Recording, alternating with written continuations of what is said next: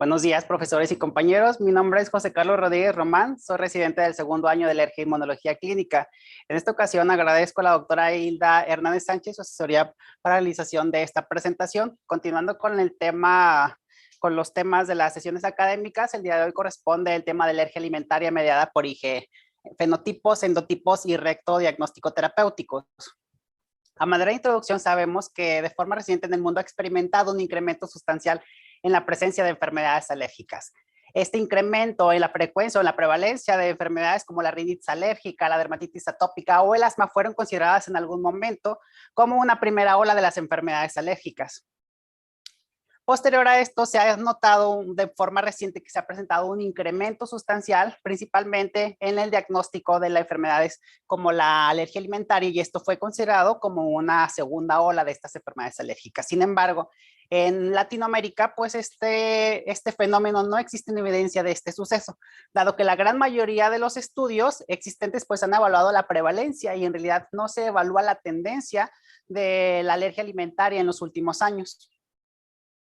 Hay que tener en cuenta, pues vamos a repasar nuevamente estos tres conceptos que son bastante básicos, que ya los vimos en la sesión de generalidades de la alergia alimentaria. Una reacción adversa a algún alimento, pues nos vamos a referir como cualquier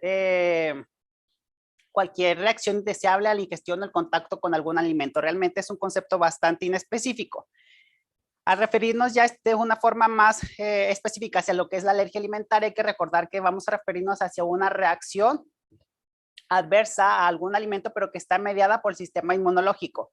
Otro aspecto característico es que se produce de forma reproducible tras la exposición a algún alimento determinado y que estas manifestaciones pues se encuentran ausentes durante la evitación de tal alimento. Otro término que hay que tener siempre en cuenta es la intolerancia alimentaria, porque va a ser uno de los diagnósticos diferenciales que siempre hay que tener presentes, y es esta pues puede ser definida como una reacción no mediada inmunológicamente e incluye reacciones metabólicas, mecanismos tóxicos, farmacológicos y algunos indefinidos. Al hablar de reacciones adversas a los alimentos, pues recuerden que las vamos a poder clasificar en las mediadas inmunológicamente, las no mediadas y también reacciones tóxicas, pero específicamente en esta presentación nos enfocaremos en las reacciones mediadas inmunológicamente, específicamente por la IgE. Al hablar de epidemiología, pues existe una gran variación en la incidencia y la prevalencia de la alergia alimentaria en todos los estudios epidemiológicos reportados. ¿Y a qué se debe esto? Pues a la gran variabilidad en cuanto a la definición que se toma para la alergia alimentaria, que se establece en cada uno de los estudios, así como el método que se utiliza para poder confirmar esta enfermedad.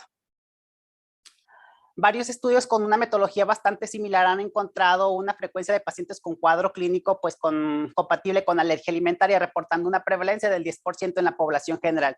Sin embargo, ya al realizar una confirmación con pruebas de IgE específicas, ya sea con IgE sérica o por pruebas cutáneas, y también por retros orales controlados, logramos determinar o que se logra tener una disminución en esta frecuencia hasta el 1 al 2%. A nivel mundial, esta prevalencia de la alergia alimentaria pues puede variar por múltiples factores de acuerdo a la región, el grupo de estudio, así como los hábitos alimenticios que está presentando en cada una de las regiones estudiadas. Por ejemplo, en nuestro país, en un estudio realizado en 2016 en poblaciones desde los 5 a los 13 años, se reportó una prevalencia que iba del 3.5. En contraste, por ejemplo, con países también a nivel de América del Norte, con prevalencias desde el 7.1 al 7.6 en poblaciones desde los 0 a los 17 años.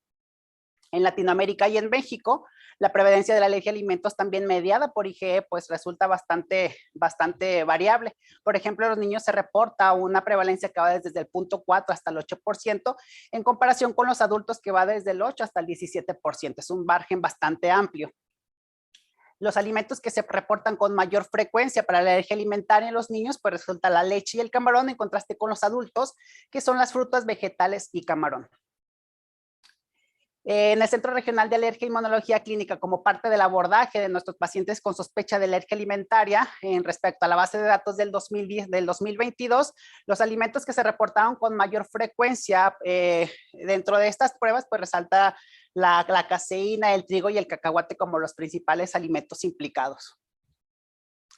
Al hablar de fisiopatología es fundamental que contemos o que recordemos que existen varias vías de sensibilización y una de las vías principales pues vamos a tener que es la vía oral o a través de la vía gastrointestinal, que es la alergia alimentaria de clase 1. Esta es la vía clásica a través de la cual los alérgenos alimentarios entran en contacto a través del epitelio intestinal.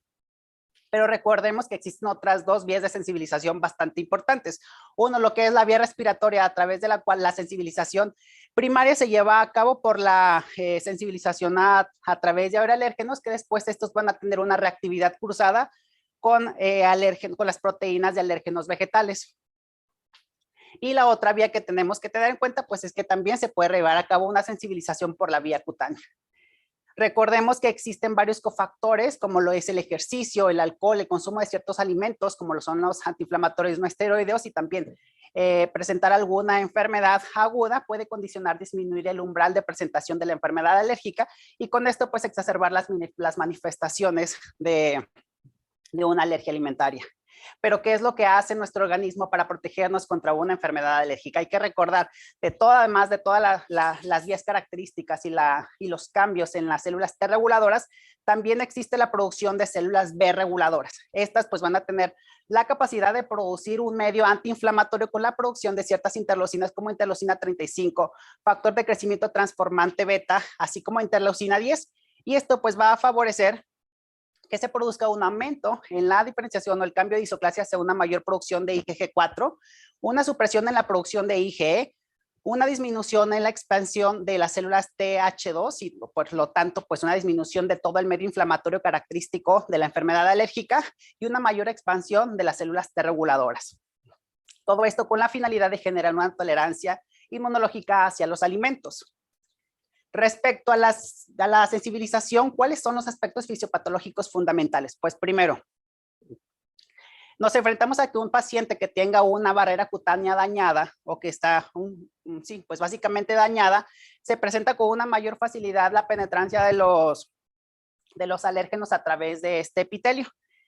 Cuando se produce el contacto directo con estos alérgenos, este epitelio es capaz de producir ciertas citocinas que se denominan alarminas. ¿Cuáles son las que destacan? Linfopoyetina estrombalatímica, interleucina 33 e interleucina 25. Las células dendríticas que encontramos a nivel local captan estos alérgenos alimentarios y a través de la inducción de estas alarminas, pues favorece que estas células dendríticas viajen hacia los ganglios linfáticos regionales, ya sean los secundarios o terciarios, y en este nivel pues van a tener la capacidad de presentar estos péptidos alimentarios a través del complejo mayor de compatibilidad de clase 2 a las células TNAB.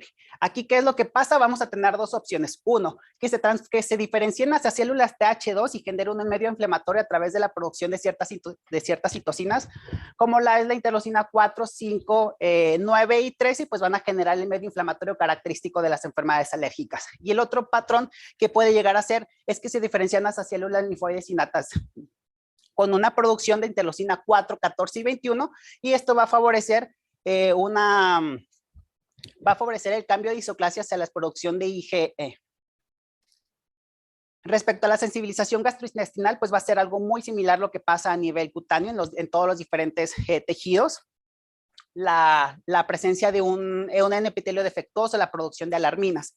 Pero aquí lo característico a nivel gastrointestinal es que todo este cambio, tanto de cambios de isoclase, la presencia de células T reguladoras, B reguladoras, la generación de anticuerpos específicos, se producen a nivel local.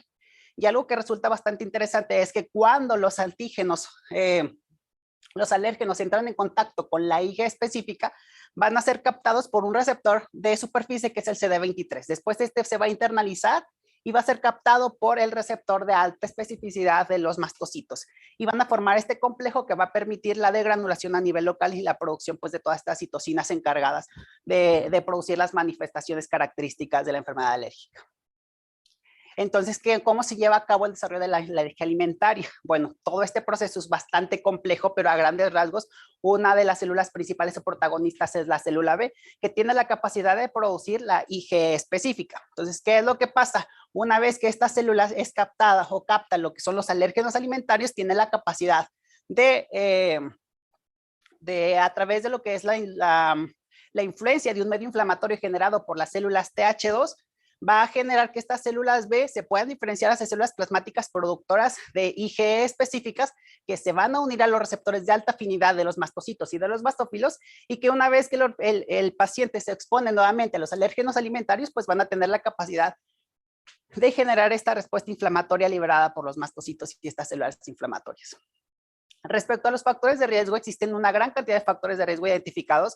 Sin embargo, se ha tratado de ir un poco más a fondo a través de la identificación de biomarcadores genéticos para el aumento de desarrollo de la susceptibilidad de presentar alguna alergia alimentaria. Entonces, se ha identificado que existe un vínculo importante entre el riesgo de la alergia alimentaria en los niños y las enfermedades alérgicas y o la sensibilización alérgica en alguno de sus familiares. Entonces, se ha identificado que existe que un riesgo se duplica si alguno de los padres presenta alguna enfermedad alérgica, pero también se ha identificado si ambos padres presentan alguna enfermedad alérgica, este riesgo se triplica. Hasta el momento se han identificado 5 losis bastante con significado en todo lo que es el genoma y que nos aumentan este riesgo de presentar alguna alergia alimentaria. Entre los que destacan, pues, los genes del SERPIN, el gen de las citocinas, el gen de la filagrina, así como ciertas regiones del gen de los del HLA-DBQ1. Esta imagen me resultó bastante interesante porque nos muestra un cariograma completo obtenido a través de estudios del genoma completo en los cuales se logran identificar los principales loci implicados en el aumento de la susceptibilidad de presentar enfermedades alérgicas de todo lo que son las enfermedades atópicas principales. En este diagrama circular logramos observar cuáles son estos principales loci involucrados en la patogenia de las enfermedades alérgicas y esta conexión entre las enfermedades alérgicas, y llama bastante la atención que los que presentan una mayor concordancia o una mayor conexión, pues van a ser los loci relacionados con las enfermedades, con la alergia alimentaria y los asociados a la dermatitis atópica, en comparación o en contraste con el resto de las enfermedades atópicas.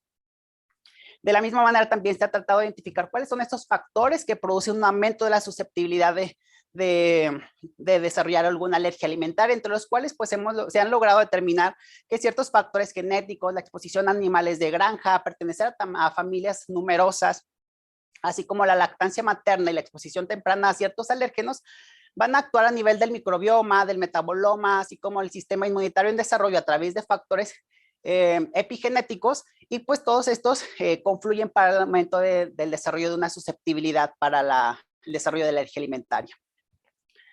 De esta manera también se han tratado de identificar ciertos aspectos fundamentales en el desarrollo de la alergia alimentaria con la finalidad de crear pues ciertas hipótesis integradoras para su desarrollo, entre los cuales pues se han identificado las altas tasas de eczema infantil, con lo cual se produce una mayor exposición o sensibilización a nivel cutáneo, una insuficiencia de la vitamina D, factores dietéticos como dietas occidentalizadas, así como una baja exposición microbiana, pertenecer a familias pequeñas, la exposición limitada a animales y los nacimientos por cesárea son dentro de los principales factores que se han identificado en la asociación al desarrollo de sensibilización alérgica. Respecto a la alergia alimentaria, pues también se ha propuesto esta teoría, que es la teoría de la vitamina D. La vitamina D juega un papel bastante importante en la regulación inmunológica, y entonces pues esta es capaz de inducir que las células T reguladoras se tenga un aumento en la producción de interleucina 10, que sabemos pues que es una interleucina bastante importante que participa sobre todo en la tolerancia inmunológica. También tiene un papel importante en mantener la integridad de la barrera de la mucosa intestinal, pues con esto disminuimos la exposición en cierto punto de los alérgenos que entran en contacto de los alérgenos alimentarios que se encuentran en contacto, y pues también ayuda a mantener la eubiosis del microbioma intestinal. Hay ciertas condiciones ambientales que inducen la disminución de la vitamina D y van a favorecer que se produzca o que aumente la frecuencia de la alergia alimentaria, entre los cuales pues encontramos una radiación ultravioleta baja y también el nacimiento en los meses de invierno, pues obviamente por la menor exposición a rayos UV. Como puntos de corte se define como una suficiencia de vitamina D valores mayores de 30 nanogramos por mililitro y la deficiencia menos de 20 nanogramos por mililitro. Derivado de esto, se ha definido que una deficiencia de vitamina D, sobre todo en los primeros años de vida, es considerado como un factor de riesgo para el desarrollo de la alergia alimentaria. Entonces, pacientes o lactantes que tengan deficiencia de vitamina D tienen hasta 6 veces más probabilidades de desarrollar alergia alimentaria, y en tanto que la suficiencia de vitamina D, como es esperado, pues es considerado como un factor protector contra el desarrollo de la alergia alimentaria en la infancia. También se han tratado de identificar algunos factores de riesgo de reacciones graves en la alergia alimentaria. Sin embargo, hasta el momento no se ha identificado algún factor muy específico que sea predictivo de la presencia de este tipo de reacciones. Las anafilaxias fatal a los alimentos va a presentar una incidencia de 1.81 por millón de personas por año. La anafilaxia casi fatal a los alimentos, que son aquellas que requieren unidades de cuidados intensivos, son 10 veces más frecuentes, sin embargo, todavía continúa siendo bastante rara. Estas reacciones severas a los alimentos son reacciones bastante impredecibles. No podemos identificar hasta cierto punto cuáles son esos factores que nos pueden condicionar la presencia de una reacción severa. Y la gran mayoría de las personas que mueren por anafilaxia alimentaria, pues básicamente se ha identificado que solo llegan a tener reacciones leves previas como un antecedente. Entonces, como mencionamos, no existen hasta el momento algún predictor que sea o que tenga un nivel de evidencia elevado para poder determinar que el cierto paciente va a presentar alguna reacción alérgica grave. Sin embargo, sí se han identificado ciertos factores que pudiesen contribuir, tales como pobre control del asma, un tratamiento inapropiado o retardado al momento de que presentan alguna reacción. La presencia de ciertos cofactores, como lo es el ejercicio, que se llega a presentar incluso hasta en el 10 al 20% de todas estas reacciones graves, o una activación inmune, el uso de ciertos medicamentos, principalmente los beta bloqueadores o los inhibidores de la ECA, y ciertos fenotipos específicos de la alergia alimentaria, como lo es la monosensibilización a las LTPs y la alergia alimentaria a las proteínas de la leche de vaca, que se presenta de forma persistente. En cuanto a lo que son los alimentos más comunes asociados a anafilaxia casi fatal o fatal a nivel Latinoamérica, destaca, por ejemplo, en la población pediátrica, los alimentos del mar, la leche, así el huevo, y es algo bastante interesante como en la población adulta sí persisten obviamente también alimentos del mar, pero las frutas a nivel Latinoamérica juegan un papel importante. Si los comparamos con el resto de los países en los cuales se han realizado estudios, pues no destaca tanto esta participación, en los cuales pues sí destacan pues los alimentos clásicos que ya conocemos. Al hablar de los fenotipos de alergia alimentaria mediada por IgE, pues va a ser, vamos a empezar a hablar con lo que es el fenotipo clásico. Este es el paciente con una alergia alimentaria típica mediada por IgE. Este se va a presentar tras la ingestión oral de los alimentos o el contacto con una piel inflamada. ¿Y qué es lo que pasa en estos pacientes? Pues que tienen la pérdida o la falta del desarrollo de la tolerancia frente a estos antígenos alimentarios y con el cual pues van a presentar el desarrollo de signos y síntomas típicos de una reacción alérgica. ¿Qué es lo que pasa en estos pacientes? Pues que se produce un entrecruzamiento de la IgE específica de los alimentos a nivel de los mastocitos y de los basófilos con la liberación de los mediadores inflamatorios y pues que ya sabemos las manifestaciones sistémicas de la alergia alimentaria clásica que van a presentar.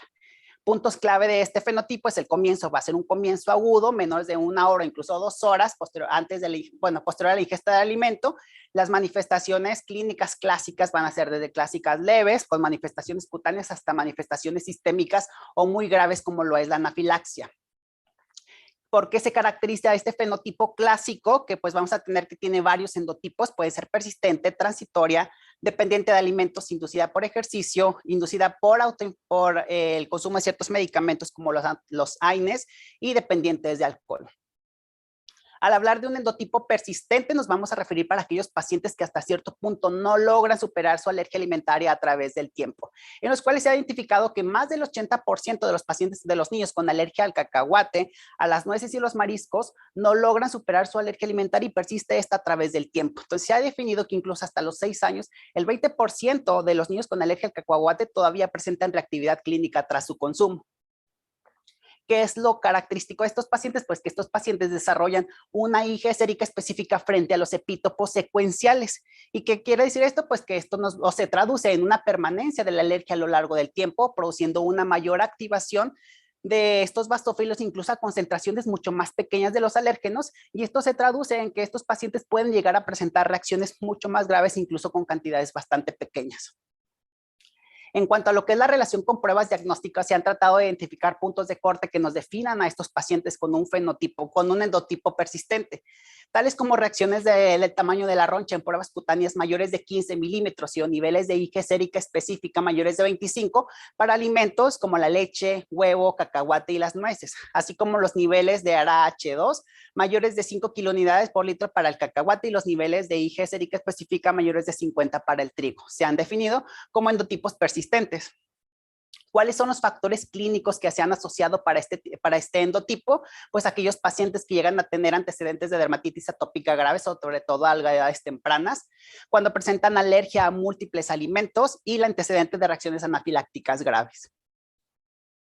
Referente al endotipo transitorio, también la gran mayoría de los pacientes pues van a presentar una reactividad clínica que se pierde con el tiempo. Entonces, se ha identificado que los pacientes van a superar su alergia en hasta el 90% de los que presentaron alguna vez alguna reactividad clínica asociada al huevo, a la soya y al trigo, y hasta más del 80% de los pacientes que presentan reactividad con la leche.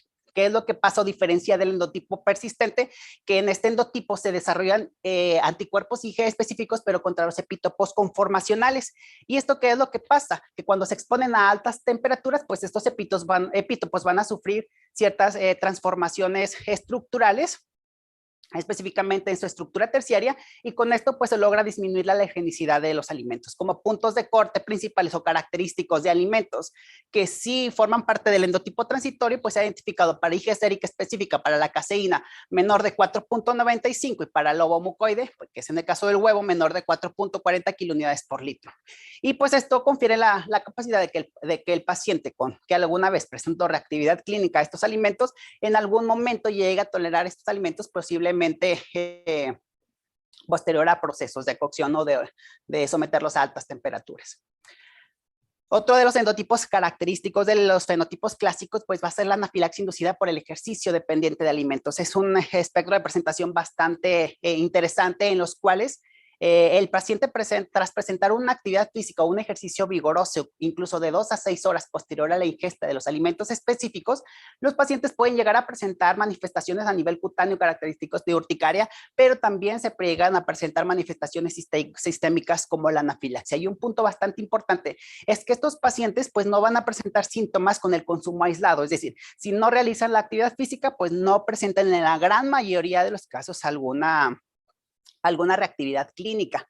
Se puede llegar a presentar a cualquier edad, pero es lo característico que se presenta en adultos jóvenes, en el predominio del sexo masculino. Y el alimento que se presenta con mayor frecuencia asociado a este tipo de reacción va a ser el trigo, específicamente la proteína, la TRIA9. Sin embargo, podemos identificar que se puede asociar a otros alimentos, como los mariscos, leche, soya y el apio. Es una reacción mediada por IgE. ¿Y cuáles son las observaciones respecto a este endotipo? Pues que hay que tener una cantidad suficiente grande del alimento implicado y que también ante ciertos factores como los AINES, el alcohol o infecciones, se pueden llegar a presentar este tipo de manifestaciones incluso en la ausencia de ejercicio. Entonces, ¿qué es lo que hace el ejercicio? A nivel fisiopatológico, pues porque provoca una reacción aumentando la absorción a nivel gastrointestinal de estos alérgenos y reduce el umbral de activación tanto de los mastocitos como de los basófilos para una mayor liberación de mediadores inflamatorios. En cuanto a lo que son las pruebas cutáneas y las IgE específicas, pues van a ser positivas para el alimento que se encuentra, que es el culpable. ¿Y cuál va a ser el manejo? Pues en estos pacientes primeramente hay que tratar de identificar cuál es el alimento culpable y promover modificaciones del estilo de vida. Hay que evitar el ejercicio y otros factores de aumento en la proximidad temporal de la posible ingestión del alimento causal, y se han utilizado tratamientos de forma actual como el omalizumab y el misoprostol en el tratamiento de este endotipo en particular. Esta imagen me resulta bastante interesante porque nos habla muy a detalle todo lo que es la fisiopatología involucrada, cómo participa el ejercicio en el desarrollo de la sensibilización y del aumento de las reacciones en estos pacientes. Obviamente es un paciente que ya se encuentra sensibilizado. Entonces, de alguna forma normal, los alimentos son absorbidos a través del epitelio intestinal por la vía paracelular y transcelular. ¿Qué pasa con el ejercicio? Pues que el ejercicio induce una disminución en la producción del ácido gástrico. Entonces, esto induce que los alimentos no sean digeridos de forma completa. Además de que el ejercicio produce un aumento de la absorción o de la permeabilidad a nivel del epitelio intestinal, estos alérgenos, estas proteínas alimentarias, pues no fueron digeridas y se absorben de una forma un poco más intacta. Al pasar a lo que es el espacio tisular, estos alérgenos alimentarios pues van a ser captados por los receptores de alta especificidad del mastocito asociado a las IgE específicas, de las cuales el paciente ya se encontraba sensibilizado y pues son capaces de inducir la degranulación tanto de los mastocitos como de los basófilos y producir las manifestaciones a nivel sistémico. Otro punto importante es que durante el ejercicio se produce un aumento en la redistribución del flujo sanguíneo, con lo cual pues se esto conlleva a que se produzca una mayor la liberación de estos mediadores inflamatorios, pues se distribuye a nivel sistémico, y también este flujo sanguíneo no solamente se localiza a nivel visceral, sino que también se produce a nivel cutáneo. Con este aumento de flujo también es capaz de transportar estos alérgenos alimentarios hacia el nivel cutáneo, ¿sí? Y aquí estos van a ser reconocidos también por los mastocitos y por los basófilos, y que pues obviamente van a inducir la degranulación de estas células con la producción de manifestaciones cutáneas características. Entonces, ¿qué es lo que pasa con los AINES? Pues estos que aumentan la absorción al alterar la permeabilidad intestinal, produciendo lo que son los efectos directos sobre los mastocitos y los basófilos al ampliar su activación, y también aumentan la probabilidad y la gravedad de las reacciones alérgicas antes de la ingestión del alimento culpable. Respecto al alcohol, como ya lo vimos, pues aumenta la absorción de los alérgenos, pero también un aspecto que es bastante característico es que produce una disminución de las inhibiciones sociales. ¿Y esto qué implicación tiene? Pues que aumenta el riesgo de consumo involuntario de ciertos alérgenos alimentarios. Otros de los factores o de los posibles cofactores que se han identificado, pero que no se tienen tanta relevancia, es el uso de antiácidos, infecciones bacterianas o alteraciones hormonales como las que ocurren durante la menstruación. En una reciente revisión sistemática en los cuales pues, se analizó este endotipo, se identificó que el género masculino pues, fue el más frecuentemente afectado. La edad media de presentación fueron los 21 años y el número de episodios medios fueron de 3 episodios en los estudios reportados. Respecto a los síntomas más característicos presentados a nivel cutáneo, pues fue la urticaria sin presencia de angedema, pero también destacan a nivel sistémico los síntomas cardiovasculares y respiratorios. Respecto a los alimentos culpables, pues los granos son los que destacan en la lista, dentro de los cuales pues el trigo, como lo habíamos mencionado, es el principal, y también los vegetales, pues destaca el tomate y de alimentos de mar, el camarón. Respecto a la actividad física, en la gran mayoría de los estudios no se especifica cuál fue la actividad desencadenante, pero sí destaca en las que sí reportaron la actividad física desencadenante, pues el correr, el caminar, pero también otras actividades como jugar fútbol o bailar. Respecto al fenotipo de la alergia intermitente y reactividad cruzada, pues es una entidad bastante independiente sin endotipos claros. Aquí se produce la sensibilización a otros alimentos que van a compartir proteínas homólogas y pues producir reactividad cruzada. Guías nacionales como nuestra guía de alergia molecular, pues menciona que se requiere una homología entre proteínas del 50%, pero en otros artículos internacionales se requiere una homología entre estas proteínas mayor del 70%. Por ejemplo, en pacientes con sensibilización a ciertas leguminosas como cacahuate, lupino y soya, aproximadamente el 5% de los niños con alergia al cacahuate van a reaccionar a la soya y algunas otras legumbres. En el caso, por ejemplo, de los que están sensibilizados o que tienen alguna reactividad clínica a la leche de vaca, aproximadamente hasta el 10% pueden llegar a presentar alguna reactividad cruzada con las proteínas de la carne de res. Algunas nueces, sobre todo los que se encuentran sensibilizados al abedul, pues pueden llegar a presentar alguna reactividad cruzada entre el anacardo y los pistaches. Lo mismo pasa para algunas especies de peces por la presencia de la parvalbúmina y para los mariscos por la tropomiosina. Respecto a la sensibilización por aerosoles, también aquí, como ya lo habíamos comentado, forma previa la exposición a los pólenes de las plantas homólogas transportadas por el aire, las proteínas alimentarias en el aerosol, pues va a condicionar esta reactividad cruzada una vez que se ingieren las proteínas vegetales. Las familias implicadas más frecuentes pues van a ser las pertenecientes a las profilinas, a las proteínas relacionadas a la defensa, que son las PR10, y también las proteínas transportadoras de lípidos no específicas. Este endotipo pues, va a presentar dos endotipos característicos, que son las reacciones locales y también las reacciones sistémicas. Aquí el patrón característico de esto, o lo que es la forma de presentación más característica, es el síndrome de polen alimento, que sabemos pues que puede ser presentado tras la ingesta de ciertas frutas frescas, vegetales y o frutos secos, también asociados a la sensibilización alérgica concomitante a ciertos aeroalérgenos, sobre todo de árboles, de malezas o de pastos. Los síntomas característicos pues van a ser básicamente los síntomas locales, como prurito o hinchazón de labios, lengua, boca, pero también no se descarta la posibilidad de que puedan llegar a presentar alguna reacción alérgica sistémica. La prevalencia pues va a depender del área geográfica y del tipo de polen al cual el paciente pues está enfrentando, y se han reportado en pacientes con alergias respiratorias, sobre todo en adultos, una prevalencia del 8 al 70% y en los niños apenas del 5%. El síndrome de polen alimento más representativo pues va a ser el caracterizado por el abedul frutas vegetales. Hasta el 70% de los pacientes que tienen una alergia a la betula verrucosa pues van a desarrollar síntomas asociados a ciertos alimentos derivados de las plantas. Respecto a los alimentos más común, pues van a ser los asociados o los pertenecientes a las familias de las rosáceas, pero también ciertos frutos secos y vegetales. El alérgeno implicado con mayor frecuencia va a ser BET-B1, obviamente del abedul, y este presenta una homología hasta del 50 al 60% dentro de los árboles de las orden de los fagales, sobre todo lo que son betuláceas y fagáceas, y también lo que son las rosáceas, específicamente la manzana, pera y durazno. El síndrome clínico más común es el protagonizado por el abedul manzana por sus proteínas BET-1 y MALD1, y los síndromes asociados a árboles más comunes es el olivo fruta. De las frutas, pues durazno, pera, melón y kiwi, con el árbol del olivo perteneciente a la familia de soleáceas, porque estos pues presentan estas proteínas, como lo mencionamos, las más frecuentemente implicadas, como son las propilinas y las LTPs. Síndrome de alfa-gal también es otra de las formas de presentación de alergia alimentaria bastante interesantes. En el 2004, en el sureste de Estados Unidos, se produjo un aumento en el reporte de casos de urticaria típica, de angioedema o reacciones sistémicas, a la par del desarrollo de reacciones de hipersensibilidad a la administración de un quimioterapéutico que era cetuximab.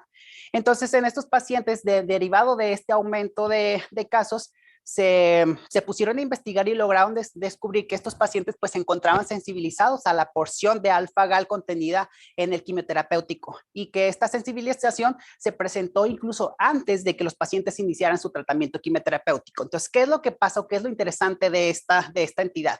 Es que los pacientes pues desarrollan anticuerpos IgE específicos contra un carbohidrato, ¿sí? Que es la galactosa alfa-1,3 galactosa, que es comúnmente conocida como alfa-gal. Este es un oligosacárido que se encuentra presente en la carne roja de los mamíferos no primates.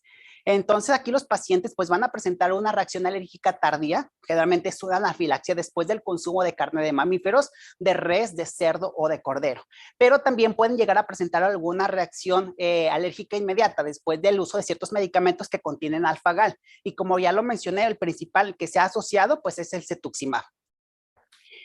Tres puntos que son bastante característicos de esta enfermedad y que la distinguen del resto de la alergia alimentaria es que estos pacientes pues cursan con síntomas que son asociados a los anticuerpos de IgE dirigidos contra un resto de un carbohidrato, que realmente el resto de las alergias alimentarias pues van dirigidas contra proteínas.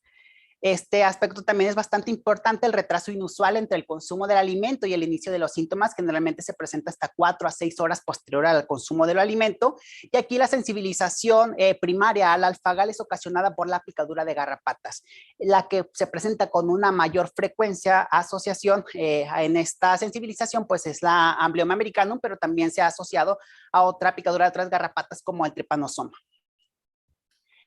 ¿Qué es lo que pasa a nivel fisiopatológico? Es bastante interesante. Cuando se produce la sensibilización primaria, esta pues viene derivada de la picadura de múltiples picaduras de la garrapata. Entonces, la saliva de la garrapata pues va a tener ciertas proteínas inmunomoduladoras, entre las cuales pues encontramos la presencia del alfa-gal. Y esta pues va a estar contenida en glicoproteínas, pero también posiblemente en glicolípidos. Las glicoproteínas pues van a ser reconocidas por anticuerpos anti-alfa-gal de tipo IgG en la superficie de las células bebé de memoria. Y posiblemente lo que son las alfa-gal contenidas en los glicolípidos van a ser captados por las células natural killer que van a inducir una mayor producción de interleucina 4. Entonces, estas células bebé de memoria, al reconocer las anti-alfa-gal, van a inducir en las células plasmáticas la producción de anticuerpos de tipo IgE anti-alfa-gal que posteriormente pues van a estar contenidos en la superficie de basófilos y de mastocitos. ¿Qué es lo que pasa cuando ya se llevó a cabo la sensibilización y que el paciente produce el consumo de estos alimentos o estas cartas rojas que contienen el alfa-gal? Esta alfa-gal pues va a ser contenida tanto en las proteínas como en los lípidos. Una vez que se produce la ingesta de estos alimentos, pues van a formar ciertas micelas lipídicas, que estas micelas lipídicas van a estar compuestas tanto por los lípidos de la dieta, así como lo que son los lípidos que contienen el alfa-gal. Estas micelas van a ser degradadas por la lipasa pancreática en monoglicéridos, en diglicéridos y ácidos grasos libres que van a ser captados a través de los enterocitos, pero es un proceso bastante lento, incluso se puede llegar a tardar más de 4 horas, por eso son reacciones que no se presentan de forma inmediata tras el consumo del alimento. Entonces, estas ya porciones de kilomicrones, pues en su superficie van a contener pues una gran cantidad de alfa-gal, que una vez que son transportados a través de la linfa y llegan también a lo que es la circulación sistémica, van a ser captados por los mastocitos y por los basófilos que ya se encontraban sensibilizados y pues van a producir la degranulación característica con las manifestaciones de una reacción alérgica. En cuanto al fenotipo no reactivo sensibilizado, pues vamos a tener que estos pacientes se caracterizan por tener el consumo de algún alimento más tolerado y no van a presentar reactividad clínica, pero sí presentan al menos un resultado positivo en pruebas de IgE específica de ciertos alimentos, ya sea por pruebas cutáneas o por niveles de IgE. ¿Qué es lo que se pretende explicar con este tipo de fenotipo? Es que posiblemente tratan de, en algún momento de su vida, el paciente llegó a presentar alguna alergia alimentaria clínicamente reactiva en el pasado y a través del tiempo pues logró superar. Entonces, generalmente estas pruebas cutáneas y IgE sérica específica residuales leves, después de la resolución de la alergia alimentaria clínica, son lo que queda como evidencia de esta sensibilización previa. Respecto a la clínica, como vimos, pues van a presentar un gran espectro de presentación. Las manifestaciones clínicas van a depender del tipo de alergia alimentaria, de los mecanismos inmunológicos involucrados, así como del tipo de alimento que se consuma. Los síntomas pues pueden ser inmediatos, como ya lo vimos dentro de las primeras 2 horas tras la ingesta del alimento, o tardíos, posterior a la segunda hora, incluso hasta 72 horas después. Manifestaciones, pues vamos a presentar a cualquier nivel, desde a nivel cutáneo, gastrointestinal, oculares, respiratorios, cardiovasculares o neurológicos. Y obviamente pues va a depender del endotipo y del fenotipo característico. Al momento de realizar el abordaje diagnóstico, el enfoque de primera línea va a ser realizar una historia clínica completa, un examen físico bien enfocados y dirigidos, realizar una anamnesis completa, que esta va a ser crucial para poder realizar nuestros diagnósticos diferenciales y también poder determinar posibles mecanismos tanto fisiológicos subyacentes para poder identificar causas y cofactores específicos. Es muy importante que se realice dentro del interrogatorio información relacionada con el evento, relacionado con los alimentos, el tipo de alimento, la cantidad, la forma de preparación, así como el tratamiento previo que se realizó en las reacciones alérgicas, en las reacciones o en la reactividad clínica presentada con anterioridad. Y también la presencia de otras enfermedades alérgicas y comorbilidades que puedan contribuir con el desarrollo de la enfermedad. De la misma manera, también es importante que logremos identificar si existe alguna otra contaminación de los alimentos al momento del consumo con alérgenos no alimentarios. Entonces, se ha descrito, por ejemplo, alguna anafilaxia oral por ácaros, al cual se le denomina el síndrome del panque, que es bastante característico en pacientes que consumen alimentos preparados con harina de trigo contaminada, sobre todo con ácaros de almacenamiento. Y en estos ácaros de almacenamiento, el que más destaca es la presencia del Thyrophagus putrescentia, que específicamente su proteína STRIP-P2, que es uno de los que más se ha asociado a este síndrome. Se han definido que para que se presenten esta reactividad clínica, pues se necesitan más de 500 ácaros por gramo de harina o 1 miligramo de alérgeno del ácaro. Otro de los aspectos que hay que destacar es si el paciente llega a presentar alguna intolerancia a la histamina, si está con el consumo de otros cofactores como lo son los AINES o ciertos antibióticos, si el consumo de los alimentos se puede llegar asociado a lo que son los ciertos parásitos como la anisakis simple en el consumo de pescados, síndromes tóxicos por mariscos o trastornos de los mastocitos. Respecto a otras pruebas diagnósticas, pues las pruebas de punción cutánea ya las abordamos en la sesión de generalidades, pero solo recordar que estas pruebas pues tienen una alta sensibilidad, pero una baja especificidad. Vamos a recordar que van a ser positivas cuando se tengan un tamaño de la roncha mayor de 3 milímetros respecto al testigo negativo 15 minutos posterior a la aplicación. ¿Qué nos va a detectar estas pruebas? Pues la presencia de anticuerpos IgE específicos unidos a los mastocitos, pero esto no es diagnóstico de reactividad clínica.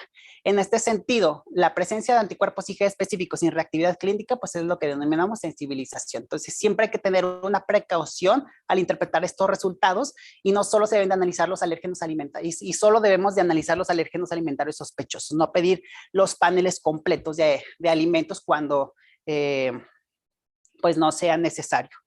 Respecto al tamaño de la roncha, pues esta no se correlaciona con la gravedad de la enfermedad. Realmente, ¿qué es lo que nos indica el valor predictivo positivo para la reactividad clínica en función del tamaño del diámetro de la roncha una vez que sometemos al paciente a alguna prueba red? Entonces, se han identificado diferentes valores de corte para poder presentar alguna reactividad clínica al momento de someterlo a alguna prueba oral en diferentes grupos de alimento.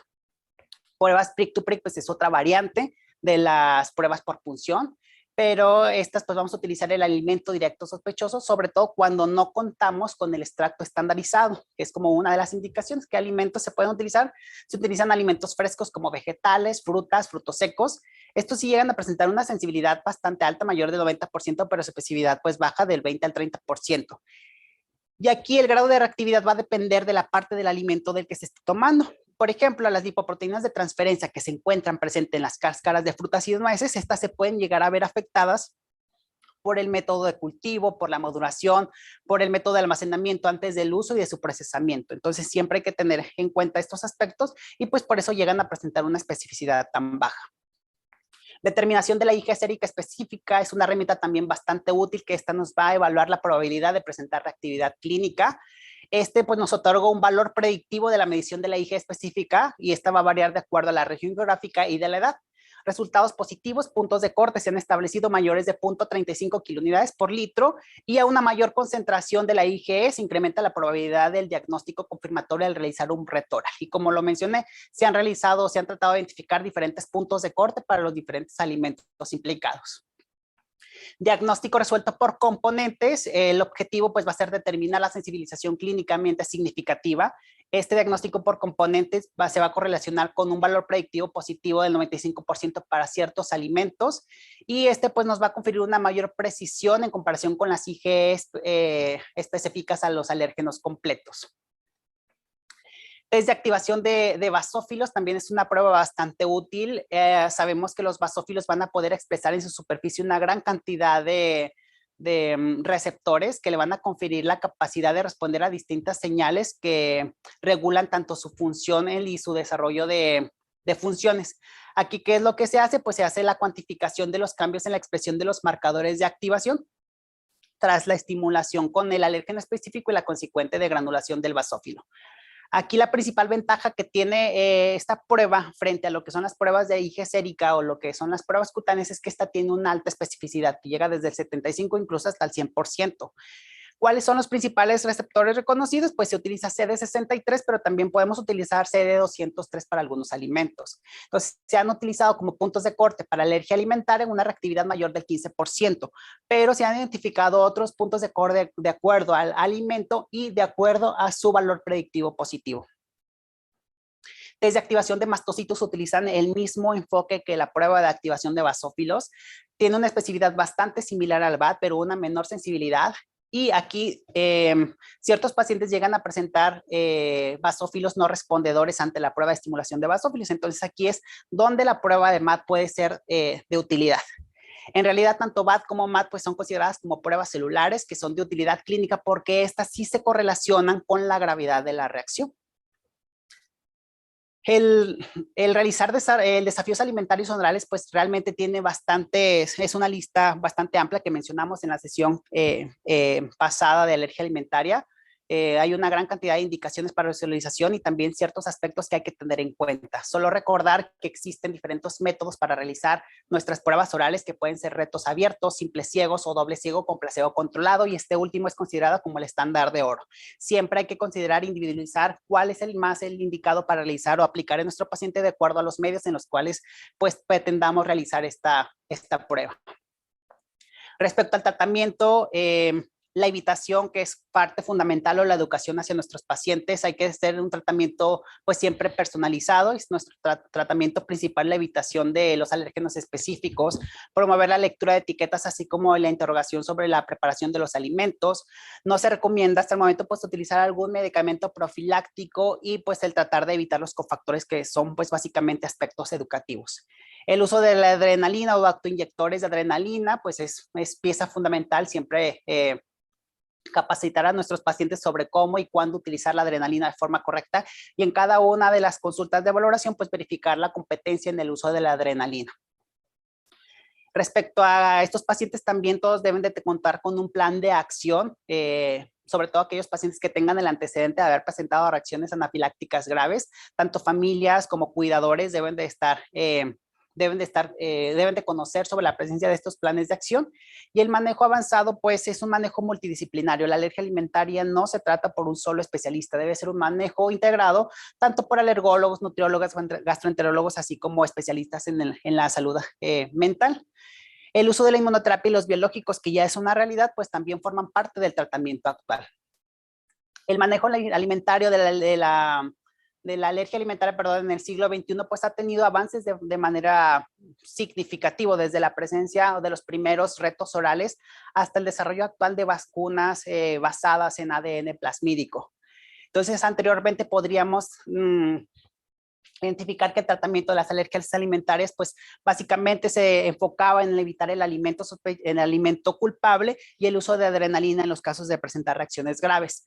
De forma actual, pues ya tenemos el uso de la inmunoterapia, que es la que está teniendo un poco más de auge en el tratamiento de la alergia alimentaria, sea oral, sublingual o por pruebas o pues la epicutánea. ¿Y qué es lo que viene? El desarrollo de biológicos, de vacunas de DNA y de modificadas en proteínas para el tratamiento de la alergia alimentaria. Respecto a la inmunoterapia, pues sabemos todas las principales vías de aplicación de la inmunoterapia.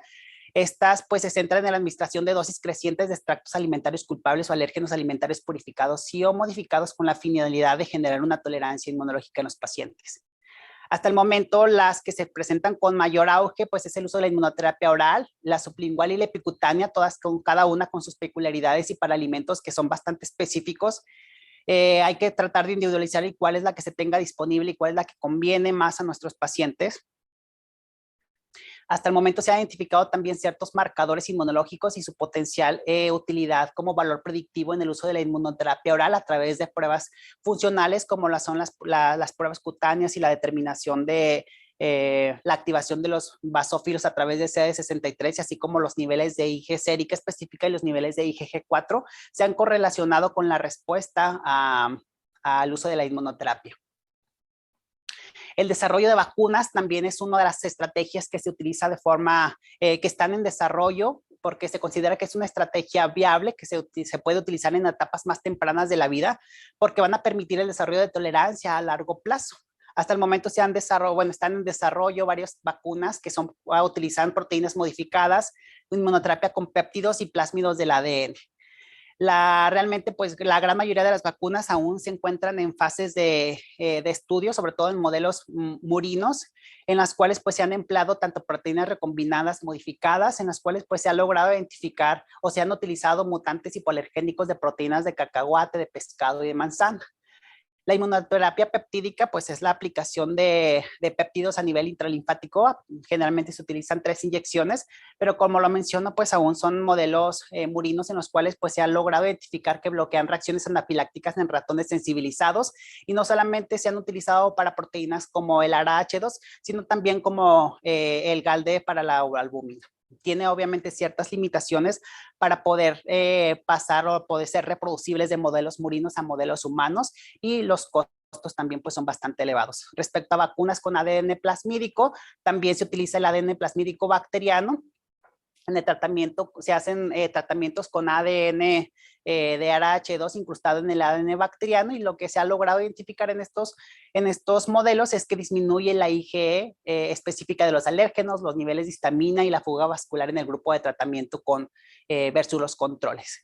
Otras pautas que también se han tratado o se han difundido es el uso de partículas similares a virus conjugados con alérgenos.